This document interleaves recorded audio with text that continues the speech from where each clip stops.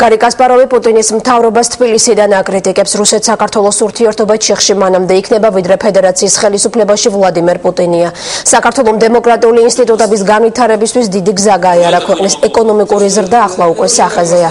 და ეს მაშინ, როდესაც რუსეთში პუტინის რეჟიმი ქვეყნის ადმინისტრაციულ რესურსებს პირადი კეთილდღეობისა და გამდიდრებისთვის იყენებს. ოპოზიციური მოძრაობა სოლიდარობის ერთ-ერთმა ლიდერმა ეს განცხადება თავისუფალ უნივერსიტეტში გააკეთა. 20 წლის განმავლობაში მსოფლიოს ნომერ პირველ მოჭადრაკედ აღიარებული კასპაროვი საქართველოში 5 დღით იმყოფება და რამდენიმე შეხვედრას გეგმავს. დღეს ის ევროპის სახლში 21 საუკუნის გეოპოლიტიკურ საკითხებზე სპეციალური მოხსენებით გამოვა. მანამდე კი თავისუფალ უნივერსიტეტში სტუდენტებს შეხვდა და საკუთარი მოძრაობის მომავალ გეგმებზე ესაუბრა.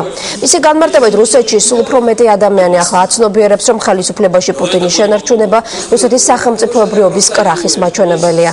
მალე სოლიდარობა მოსკოვსა და რუსეთის სხვადასხვა ქალაქში ფართო მასშტაბიან მიტინგებს აპირებს. რუსულ-ქართული ურთიერთობები ჩიხში სანამ რუსეთის სათავეში პუტინია. შესაბამისად, მანამდე საქართველოს ტერიტორიული მთლიანობის საკითხიც ვერ გადაწყდება, რადგან პუტინისთვის აფხაზეთის ანექსია მთავარი ფაქტორია სოჩი თავისი ბაზების განსალაგებლად. იქ ერთგვარ ახალ პუტინგრადს აწყობს. აფხაზეთი კი წარმოდგენილია როგორც პოლიტიკური ბუფერი, ახალი ადგილი რუსული პოლიტელიტისთვის.